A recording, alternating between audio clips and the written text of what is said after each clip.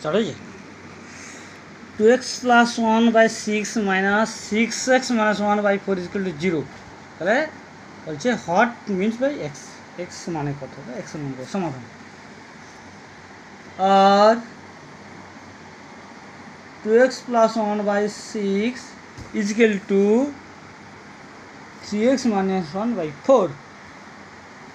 और বলছে গুণ করি 8x + 4 =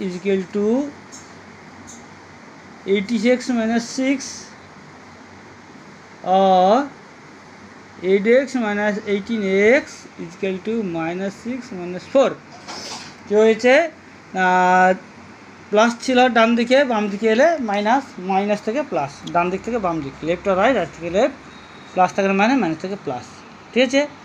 বা -10x = -10, x = cancel, 10/10 = 1, x = 1, that is answer. This is math for class